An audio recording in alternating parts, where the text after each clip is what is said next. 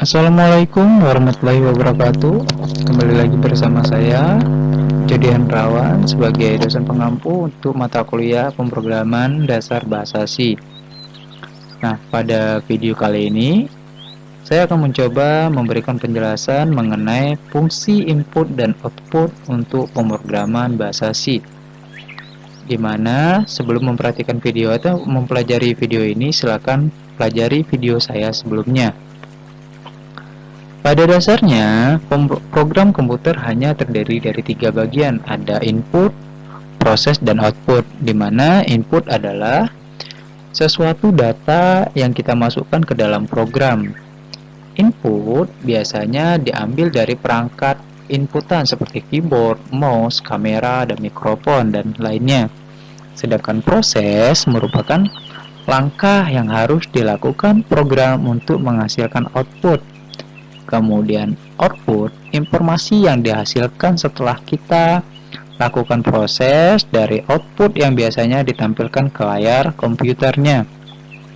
Nah, langsung saja, ini merupakan logika dasar dari pemrograman komputer di mana ada input, akan diproses, dan akan ada keluaran atau outputnya. Fungsi output pada C, yang pertama ada printf. Nah, maksud dari printf ini adalah merupakan fungsi untuk menampilkan output ke layar komputer. Jadi, fungsi ini terdapat pada library studio.h yang saya jelaskan pada video sebelumnya. Oleh sebab itu, ketika kita diharuskan untuk menuliskan include studio.h di bagian atas program agar bisa digunakan fungsi ini. Nah, perhatikan format berikut. Nah, pada teks ini ada teks yang ditampilkan dan ada optional variable atau nilai untuk ditampilkan. Nah, maksud dari format ini adalah sebuah teks string untuk ditampilkan. Lalu pada tanda titik 3 ini akan berisi sebuah variabel atau nilai untuk ditampilkan berdasarkan format yang diberikan pada teks format. Nah, contoh. Mari kita lihat contoh berikut. Boleh sambil kita pelajari dan sambil kita siapkan pada teks editor yang sudah disiapkan. Nah, buatlah sebuah program C bernama output C, lalu isi dengan kode berikut. Nah, untuk nama boleh kalian tentukan sendiri.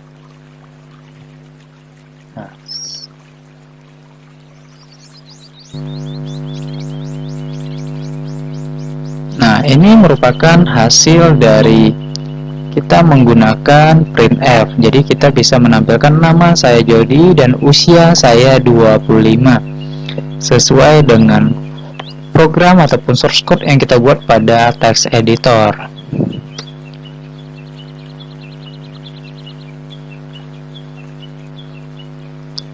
Jadi ini fungsi dari printf. Jadi bisa menampilkan nama saya Jody Hendrawan dan usia saya 25.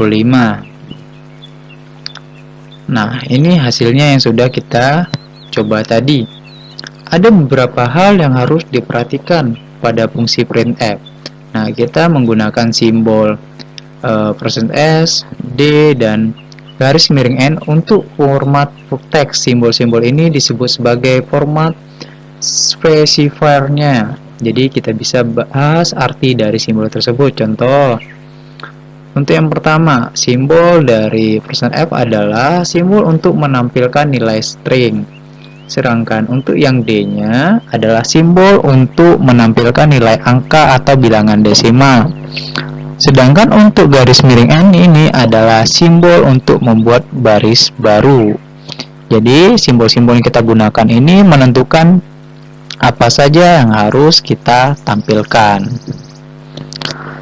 Selain 3 simbol tersebut, masih banyak simbol lainnya seperti teks C, S, D, I, %L, %O, X, dan garis miring T. Jadi simbol-simbol ini mempunyai arti dan fungsi yang berbeda. Contoh, untuk menampilkan karakter, S untuk menampilkan teks string, D atau I untuk menampilkan bilangan desimal, F untuk menampilkan bilangan pecahan.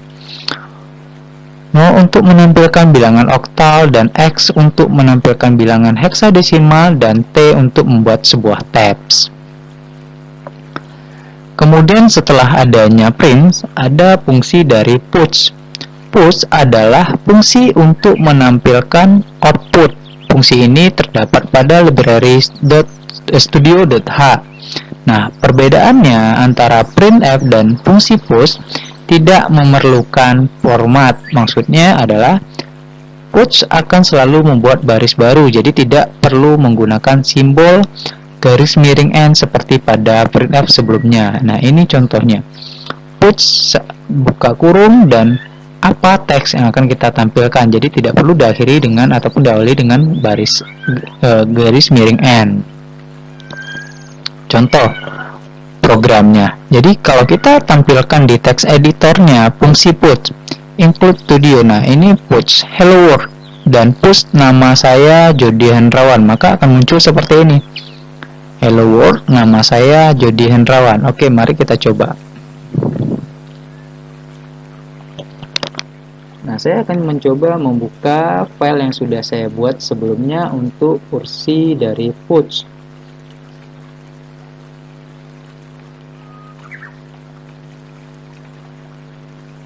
Ini fungsi push yang sudah saya coba buat.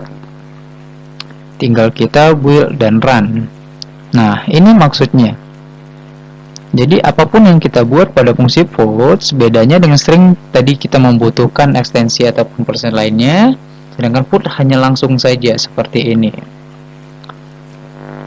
Oke, kembali lagi pada modulnya. Jadi push lebih sederhana ataupun lebih simpel dibandingkan dengan printf yang sebelumnya.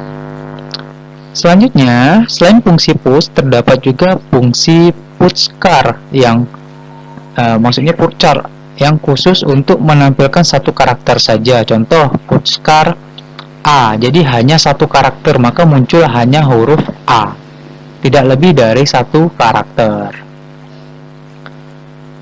Kemudian, lalu pertanyaannya, fungsi yang manakah yang harus kita pakai ataupun yang sering harus kita gunakan? Jadi jawabannya tergantung dari teks apa saja yang akan ditampilkan.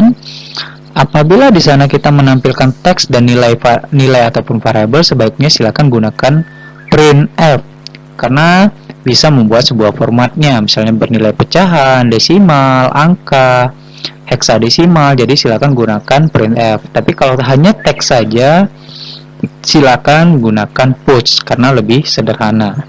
Oke, semoga bisa dipahami. Selanjutnya ada fungsi input pada C. Nah, pada bahasa C terdapat beberapa fungsi input. Oh ya, kalau input yang akan kita bahas di sini adalah input dari keyboard. Input juga bisa dari file, kamera, mikrofon dan sebagainya. Namun kita di sini fokus dari inputan yang ada pada keyboard. Sehingga kita bahas dulu yang paling mudah. Ini adalah fungsi untuk mengambil input dari keyboard. Nah, pertama, ada fungsi input untuk scanf. Fungsi ini adalah fungsi untuk mengambilkan input dari keyboard. Fungsi ini memiliki format seperti printf. Contoh, scanf sama dengan formatnya seperti ini. Jadi kita kembali lagi ke format awal. Kemudian di sini ada variabelnya, dan ini simbol untuk mengambil alamat memori dari variabel tersebut. Contoh, nah ini format yang diberikan tergantung dari jenis tipe datanya. Kembali lagi pada tabel yang sebelumnya ini tadi. Jadi berdasarkan tipe data apa yang kita buat, jadi formatnya silakan disesuaikan dengan format yang akan ditampilkan. Misalnya kalau mau mengambil angka, jadi kita menggunakan %f s. Maka kita bisa mengambil %d atau %i. Mari kita coba untuk mencoba source code yang ini untuk fungsi dari scanf. Oke, saya tinggal buka yang sudah saya persiapkan sebelumnya, fungsi dari scanf, dan kita coba fungsi untuk eksekusi scanf-nya. Kita build. Nah, nama saya Jody. Oke, alamat webnya saya buat Ternak Coding karena kebetulan saya ingin membuat sebuah komunitas untuk ternak coding. Nah, akan muncul seperti ini. Jadi apa yang kita inputkan akan muncul di layar hasil dari outputnya. Jadi ini fungsi dari scanf. Nah, ini contoh format yang kita berikan. Jadi format ini tergantung dari apa yang akan kita buat atau yang akan kita tampilkan ataupun yang ingin kita hasilkan. Oke, kita lanjut. Nah, tapi saat kita menginputkan teks yang mengandung spasi, hasilnya akan langsung muncul. Jadi kalau misalnya tadi saya isi nama saya spasi Jody Hendrawan, itu dia langsung muncul, tidak langsung ke alamat web. Jadi ada alternatif yang harus kita gunakan untuk mengatasi masalah tersebut pada output untuk scanf. Jadi misalnya print nama, scanf kita berikan format seperti ini sehingga ketika ada spasi tidak akan langsung masuk ataupun tidak akan langsung ditampilkan.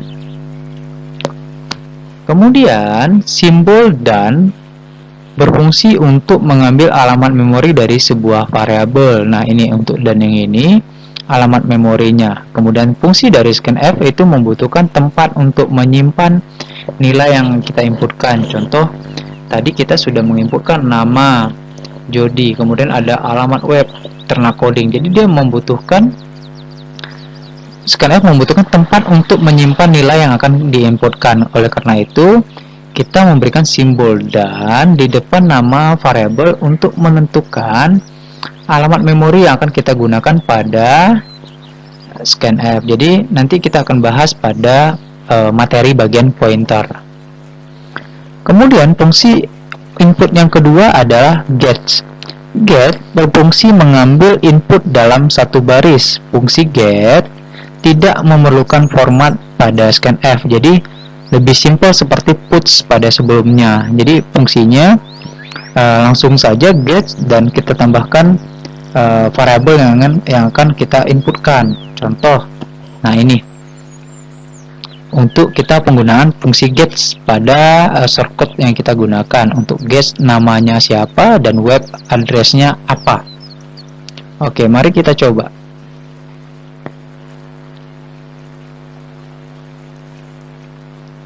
Saya akan buka source code ataupun text editor yang sudah saya gunakan sebelumnya dan akan saya coba eksekusi ataupun kita coba run.